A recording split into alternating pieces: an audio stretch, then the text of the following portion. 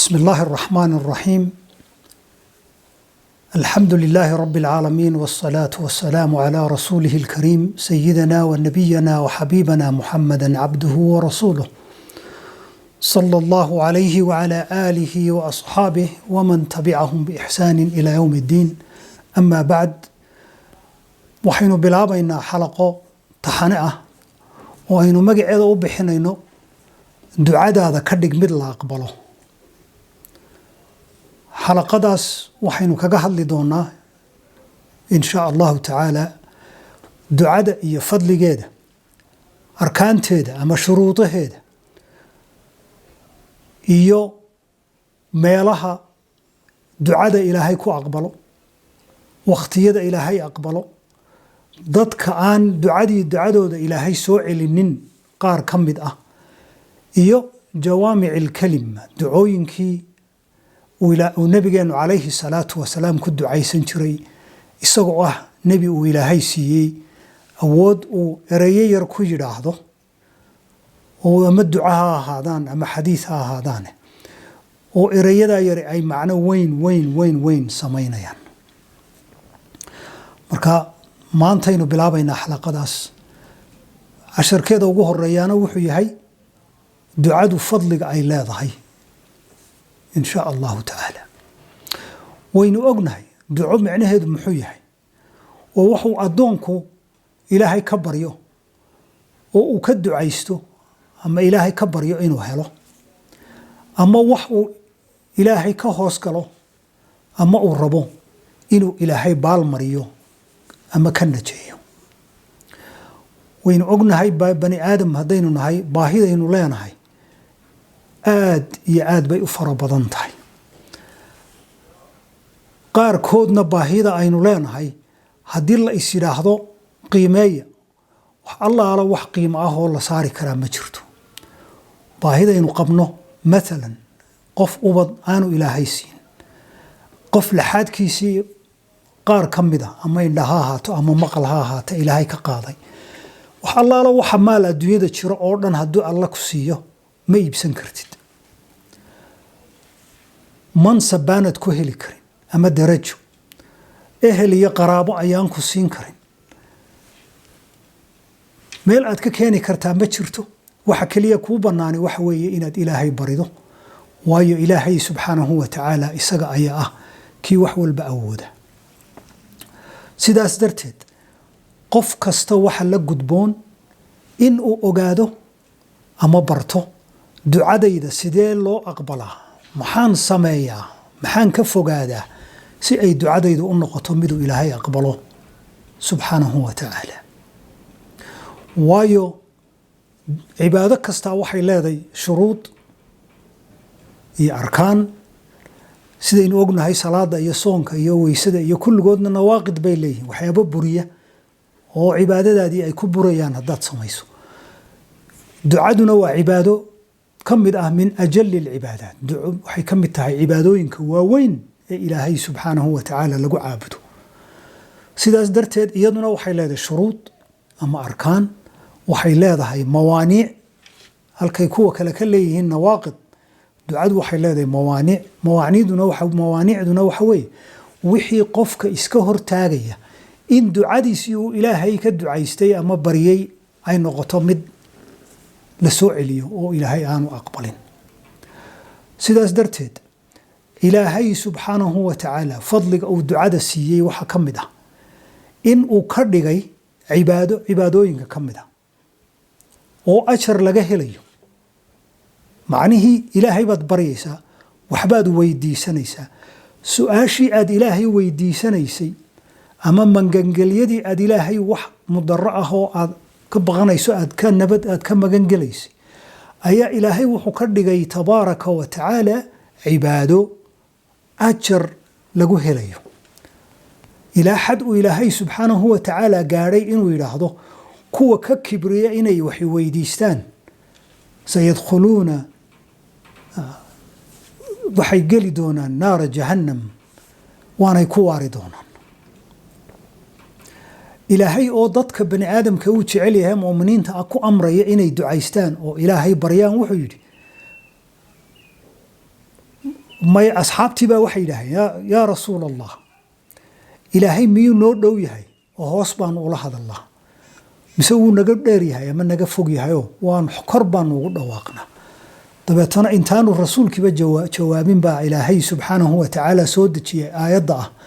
وإذا سألك عبادي عني فإني قريب أجيب دعوة الداعي إذا دعان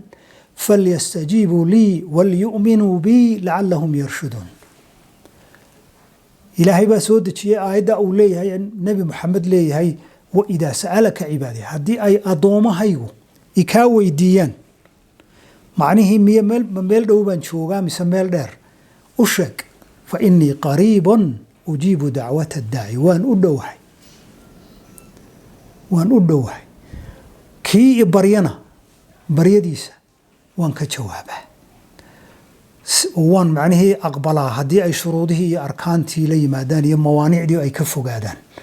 سيداس درتاد محو يري إلهي وحو كدري فليستجيبوا لي وليؤمنوا بي لعلهم يرشدون إيقو نتذبا وإني إي جوابان وإني أطيعان معنيه ووحي أن أمري إني فلان لي مادان وحي أن أمري إني كفو قادان نكفو قادان لعلهم يرشدون سي النقضان كو أفلح في آخره سيداس درتاد عبادتي إلهي وحو كردغي وحان لي دعادي وحو كردغي عباده أجر لغا هليو sidoo kale wuxuu ilaahay ka dhigay taqarrub ila Allah tabaaraka wa ta'ala cibaadooyinka loogu dhawaado ilaahay mid kamida ayuu ka dhigay ducadii ama baryadii aynu ilaahay baryaynay azza wa jalla inta wax u soo raaca in uu nabigeena alayhi salatu wa salaam inoo sheegay in ay ducadu tahay cibaadada lafteeda in ad-du'a huwa al-ibada buu yiri nabigu alayhi salatu wa salaam إن الدعاء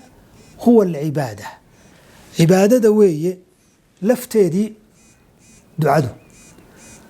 سيدو كلنا وحي نوشيغي عبادوينكو وإلهي آدو تشعلي هاي إني دعاده كمتاي إلى حد قاري النبي عليه الصلاة والسلام إنه يري ليس شيء أكرم على الله من الدعاء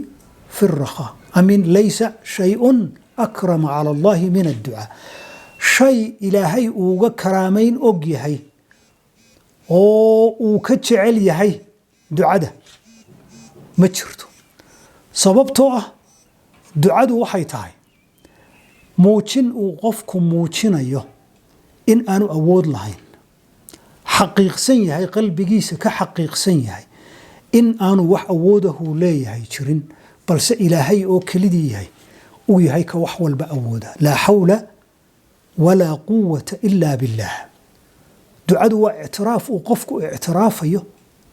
إن أنا وح أود وليه هجر إن أنا وح وناغه يسكيني كراجر إن أنا وح مضرعه أو إسك علين كرو أما إسك تشوتين كرو أنا هجرين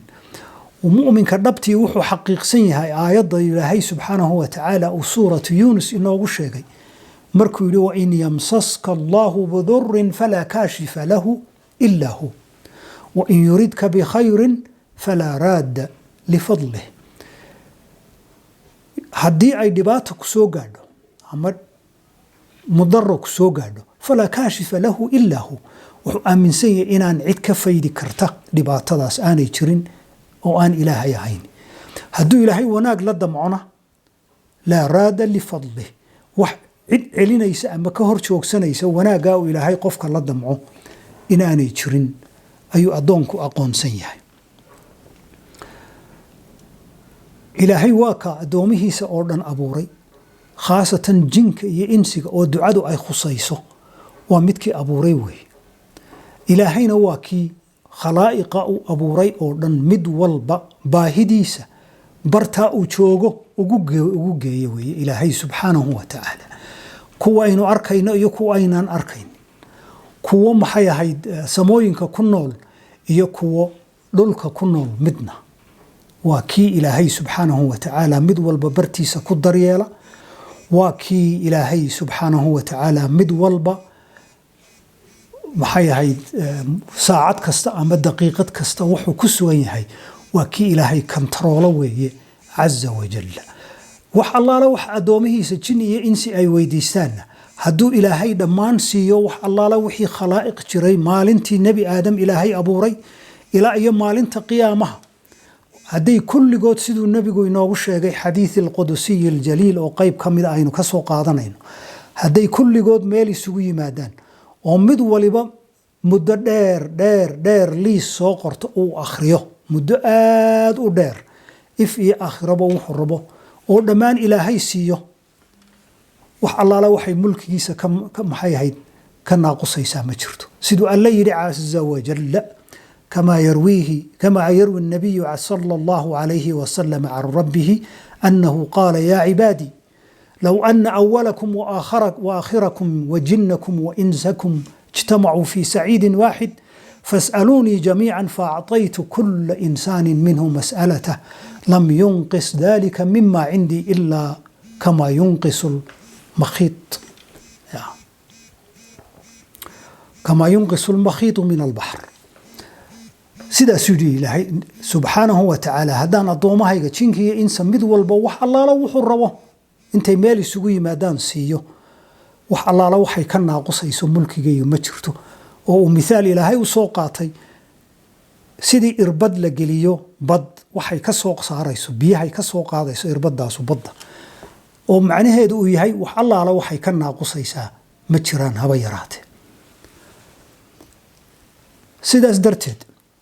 ducadu waxay tahay shayga ugu weyn ugu dhaqsaha badan ee qof bani aadami aafo ku habsatay ama kurbad qabsatay ama dhibaato la kulantay dariiqa ugu dhaqsaha badan uguna wanaagsan ee lagaga baxo acdam abwaab tafriij alkurubaat waa albaabka ugu weyn ee kurbo kasta oo ku timaada addoomaha ay kaga baxaan ambiyadii uu ilaahay abuuray oo ah kuwan ilaahay ugu aqoonta badan marka ay dhibaato la kulanto waxay ahaayeen kuwo ilaahay ku carara waayo waxay og yihiin an laa xawla walaa quwata ilaa billaah inaan wax awood ah iyo wax quwad ah oo ay leeyihiin aanay jirin ilaa wixii ilaahay awoodsiiyo ama ilaahay uu siiyo mooye sidaas darteed ambiyo badan ayaa qur'aanka ilaahay wuxuu inoogu sheegay in markay dhibaatooyin aad u waaweyn oo macnihii meel looga baxa aanay jirin inay ilaahay u noqdeen oo ducaysteen oo ilaahayna baryadii uu ka aqbalay kuwaa waxaa ka mid ah nebiyullaahi ayuub calayhi salaam oo lahaa nin ilaahay uu siiyey waa nebi buu ilaahay ka dhigay uu karaameeyey marka hore wuxuu siiyey ubad badan 10 wiil buu siiyey maal ciida ka badan buu siiyey xoolo badan buu siiyey caafimaadna uu siiyey intiiba siday mufassiriinta qaar yidhaahdeen maalin keliya 10kiisii ciyaal ahaa dhinteen wuxuu maal lahaay oo dhanna uu ka baxay wixii uu xoolo lahaay oo dhan uu waayey caafimaadkiisii uu haystayna ilaahay ka qaaday oo inuu ognahay qisadiisa inuu jidhkiisii ilaahay meel bannaan meel aan boogi ku oolin oo farta la saara aanay jirin carabka iyo qalbiga oo keliya ay u fayoobayeen sidaas darteed kurbadaasu markay ku dhacday ay culimmada qaar yidhaahdeen 18 sannadood buu sidaa ku jiray oo dadku ka yaaceen xaaskiisii mooye dabeetana ilaahay buu baryey maalin maalmaha ka mid a wuxuu yidhi id naadaa rabbahu annii massanii adurru wa anta arxamu araaximiin ilaahayow dur baa isoo taabtay dhibaataa isoo gaadhay wa anta arxamu araaximiin adiguna kii cid naxariisato ugu raxmadda badan baa tahay macnii ii naxariiso oo iga fayd kurbooyinkan fastajabnaa lahu fakashafnaa maa bihi min durin وآتيناه أهله ومثلهم معهم رحمة من عندنا وذكرى للعابدين فاستجبنا له وانو جوابنا فكشفنا ما به من ضر وحي ودبات كجرين وانو كسر معني حنونكي وانو كفيدنا البرغسي اركض برجلك هذا مقتسل بارد وشراب ilaahay subxaanahu wa tacaala wuu ka fayday dabeetana ubadkiisii oo dhan buu ilaahay u soo celiyey macnihii mufasiriinta kuwa maxay ahayd ra'yi raajix 10 ubadah oo dambe ayuu siiyey maalkiisii iyo xoolihiisii oo dhanna wuu u soo celiyey wuxuu alla ku gunaanaday aayaddaa wuxuu yidhi wadikraa lilcaabidiin arrintaa ku dhacday nebiyullaahi ayuub baryadaa uu baryey iyo jawaabtaa ilaahay u jawaabay ee wixii oo dhan shantii aynu tirinay oo dhan mar keliya ilaahay u soo celiyey waxay tahay dikraa lilcaabidiin waa xasuus uu ilaahay xasuusinayo addoomihiisa caabidiinta ah addoomihiisa muttaqiinta ah oo macnihii iyaguna hadday baryaan ilaahay iyagoo oofinaya shuruudihii iyo arkaantii baryada uu ilaahay subxaanahu wa tacaala oo ah shuruudaha iyo arkaanta iyo mawaanicdaas oo aynu dib uga hadli doono xalaqooyinka soo socda iyaguna way helayaan waxa uu ayuub helay ama zakariya ama maxay ahayd ambiyadii kale way heli doonaan buu ilaahay leeyahay waa dikraa lilcaabidiin kuwa caabidiinta ah waa xasuusin uu ilaahay xasuusinayo in haddii ay dariiqa ambiyada raacaan oo ay shuruudihii arkaantii ducada la yimaadaan inuu iyagana ilaahay ka aqbalayo ilaahay subxaanahu wa tacaala hay naga yeelo kuwii ku dadaala inay bartaan wax ay ducadu u baahan tahay inay la yimaadaan si uu ilaahay uga aqbalo ducadooda innagaana u baahan ducada qofka bani aadamka bal waxaad u fiirsataa oo wuxuu ilaahay ka baryo ilaahay siiyo 50% iskaba dhaaf dadka qaar ilaahay 100% buu siiyaa 50% hadduu ilaahay waxaynu ka barino ina siiyo bal waxaad u fiirsataa wanaagga ay nolosheennu yeelanayso والعلم عند الله والسلام عليكم ورحمة الله وبركاته